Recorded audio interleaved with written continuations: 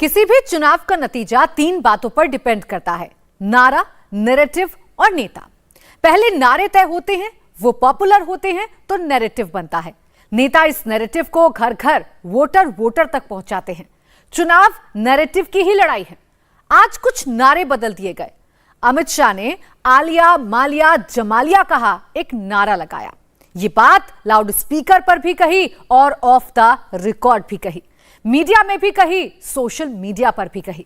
ओवैसी ने भी आज कुछ तल्ख बातें की। पिछले कुछ घंटों में कुछ नए विवाद, कुछ नए नैरेटिव, कुछ नई पोजीशनिंग की कोशिश हो रही है। ग्राउंड से ऐसी क्या रिपोर्ट आ रही है जिसकी वजह से चुनाव के मुद्दों को, वोटिंग पैटर्न को बदलने की जरूरत पड़ रही है? गुजरात में क्या मुद्दे बदल रहे हैं, या फिर जो कुछ हो रहा है ये पहले से तय है, बस इसका टाइम आने का इंतजार किया जा रहा था? इन सवालों का जवाब आपको इस रिपोर्ट में मिलेगा।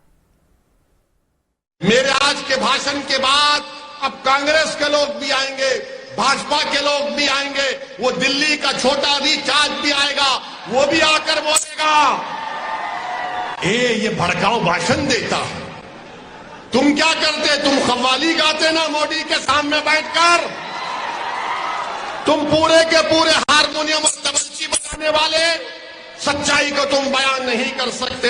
मैं उनसे कहना चाहूंगा कि तुम मुझे नजर से गिरा तो रहे हो, ये लाइटर वेन में तुम मुझे नजर से गिरा तो रहे हो, मुझे तुम कभी भी भुला ना सकोगे।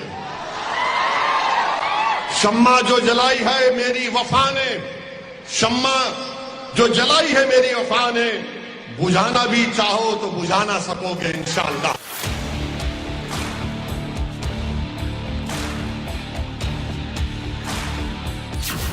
ये ओवैसी भाईजान का गेम ऑफ गुजरात है। इस गेम ऑफ गुजरात में केवल मुसलमान है।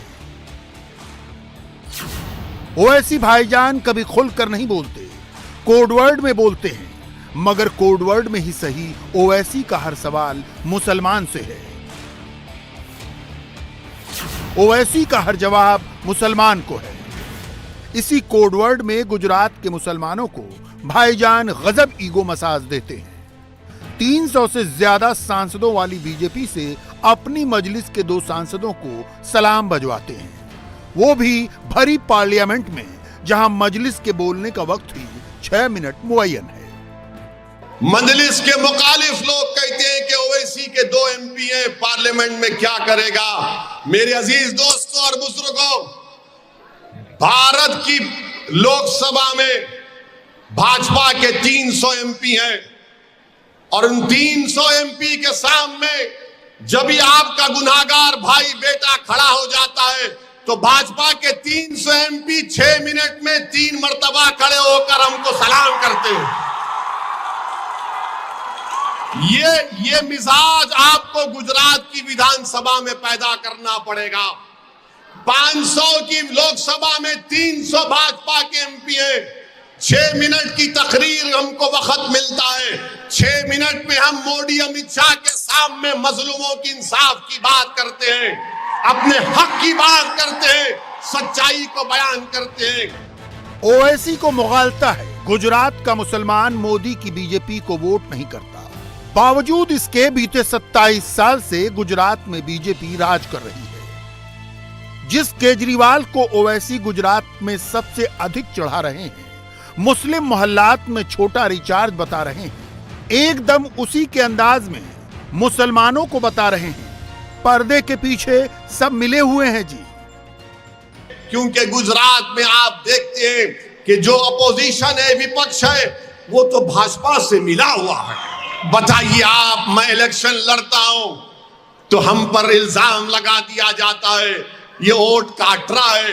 अरे वोट मैं नहीं काट रहा हूं, तुम मोदी से मिले हुए हो, तुम भाजपा से मिले हुए हो, तुम दिलो जान से मिले हुए हो, इसलिए 27 साल से भाजपा गुजरात में सरकार बना रही है। अब मैं आपसे एक सवाल करूं, अगर आपसे पूछूं कि क्या आपने भाजपा को वोट दिया? जिसने वोट नहीं दिया हाथ उठाओ, ऊपर भी उठाओ, वहां भी उठाओ। फिर भाजपा कैसे जीती? भाजपा कैसे जीती बताओ? क्या मैं आपको आपके कान में आकर ऐतल कुर्सी पढ़ के फूंक कर बोला कि उसको वोट दो? यही बात जब मैं कहता हूं तो कांग्रेस और छोटा रिचार्ज को पेट में और सर में दर्द शुरू हो जाता है। संविधान और कानून को जबान पर रखने वाले ओवैसी ने शायद आंकड़ों पर गौर नहीं किया। पहले तो आप गुजरात में मुसलमान का मौजूदा सूरत हाल समझ लीजिए। गुजरात में इनकी आबादी 10% के करीब है। मुस्लिम वोट राज्य विधानसभा की 35 सीटों पर नतीजों को प्रभावित करने का दम रखता है। विधानसभा की 21 सीटों पर इनकी संख्या 20% के करीब है, जहां ये असरदार है। ज्यादातर मुस्लिम वोटर्स शहरी इलाकों में रहते हैं और ग्रामीण इलाकों में भी इनकी ठीक ठाक आबादी है। मगर एक स्टडी के मुताबिक गुजरात का 80% मुसलमान कांग्रेस को वोट देता रहा है। 2012 के चुनाव तक ये ट्रेंड बरकरार रहा, मगर 2017 में इस वोट बैंक में बीजेपी ने सेंध लगा दी। 2012 में 80% मुसलमानों ने कांग्रेस को वोट दिया। 2017 में इनके वोट की संख्या घटकर 64% रह गई। बीजेपी को 2012 में 20% मुसलमानों का वोट मिला। 2017 में यह बढ़कर 26% हो गई। ओवैसी भाईजान समझते हैं कि गुजरात के मुसलमान का कांग्रेस से मोहभंग हो गया है, इसलिए वो इस वोट बैंक को हथियाना चाहते हैं। मगर उन्हें नहीं पता कि गुजरात के 10% मुसलमानों में बोहरी मुसलमान भी हैं, इस्माइली मुसलमान भी हैं और खोजा कम्युनिटी भी है, जो खुलकर मोदी के साथ है। हाल ही में इंडिया टीवी मेटराइज के ओपिनियन पोल में एक दिलचस्प जानकारी सामने आई। गुजरात के विधानसभा चुनाव में मुसलमानों का वोट एक बड़ा फैक्टर रहता है, एक बड़ा रोल अदा करता है। हमने लोगों से जानना चाहा कि इस बार गुजरात विधानसभा चुनाव में मुसलमान किसके साथ हैं। 14% मुसलमानों ने कहा कि वो बीजेपी के साथ हैं, जबकि 62% मुसलमानों ने कहा कि वो कांग्रेस के साथ हैं। आम आदमी पार्टी के साथ 21% मुसलमानों ने अपना भरोसा जताया, जबकि अन्य के साथ 3% मुसलमानों ने अपना भरोसा जताया है। यहां पर आम आदमी पार्टी के साथ 21% मुसलमान जाते दिख रहे हैं, जबकि कांग्रेस के साथ 62% मुसलमान अपना भरोसा जता रहे हैं। सवाल था कि गुजरात का मुसलमान अब की बार किसके साथ है। इसके जवाब में 14% ने कमल तो 62% ने पंजे को चुना, जबकि आम आदमी पार्टी 21% पर अटकी हुई है और AIMIM फिलहाल कहीं दिख ही नहीं रही। जाहिर है सर्वे के आंकड़े ओवैसी के पास भी पहुंच रहे हैं। ओवैसी पहले ही कांग्रेस को गोडाउन और बीजेपी को शोरूम बता चुके हैं, मगर सबसे अधिक बौखलाहट है आम आदमी पार्टी की बढ़त देखकर। लिहाजा ओवैसी केजरीवाल के खिलाफ सीधे मुस्लिम कार्ड खेल रहे हैं।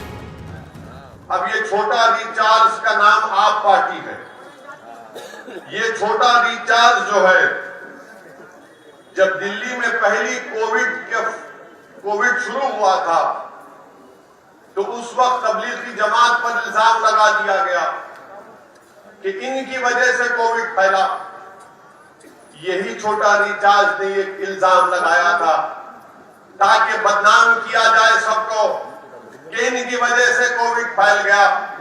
मामला कोर्ट में गया तो कोर्ट ने कहा सब झूठा इल्जाम है। ये जो आप पार्टी आई है अब इलेक्शन लड़ने के लिए, पूछिए इनसे। जब दिल्ली में दंगे हो रहे थे, लोग इंसान नहीं बल्कि हैवान बनकर एक दूसरे को मार रहे थे, घरों को जला रहे थे, तो ये दिल्ली का मुख्यमंत्री कहां था? लोगों की गुस्से को कम करने के बजाय वो दिल्ली के राजघाट पर जाकर मौन व्रत बैठ गया। मेरे अजीज दोस्तों और बुजुर्गों, आज आकर बड़े बड़े दावे करते हैं कि ये करेंगे वो करेंगे, आसमान से तारे तोड़कर लाएंगे। दिल्ली में सीलमपुर और जाफराबाद एक इलाका है, वहां पर ओखला एक इलाका है, वहां पर जाकर देखिए गंदगी भरी हुई है, कचरे के अंबार लगे हुए हैं और कुछ उस पर नहीं कहती है। मेरे अजीज दोस्तों और बुजुर्गों, ये छोटा रिचार्ज जब इनसे पूछा गया कि बिल्किस बानो पर बोलो, तो उन्होंने कह दिया कि बिल्किस बानो पर नहीं बोलेंगे।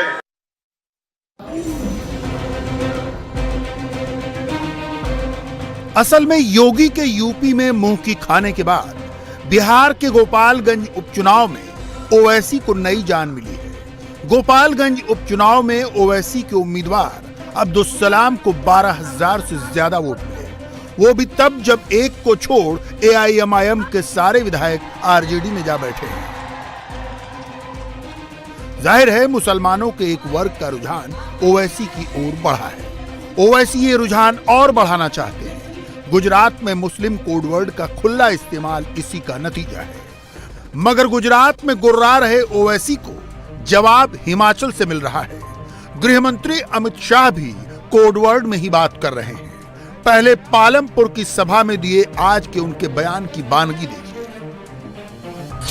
इतिहास में बहुत महत्वपूर्ण दिन है।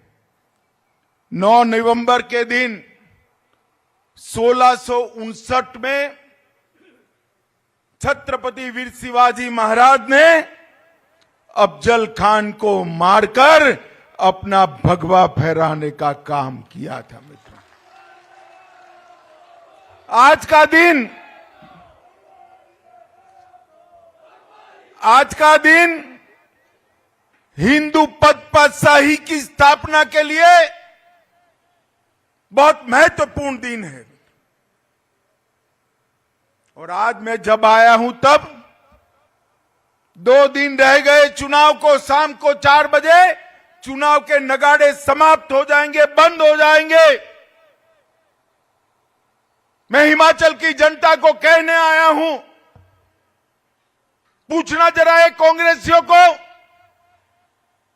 40-40 साल तक हमारे सेना के जवान और उनके परिवारजन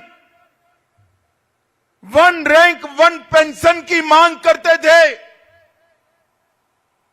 4 पीढ़ी तक शासन करने वाली ये कांग्रेस पार्टी उनकी ये मांग को पूरा नहीं करती थी। इंडिया टीवी हर वक्त हर जगह डाउनलोड करने के लिए सर्च करें India TV news Google play store या ऐप स्टोर पर।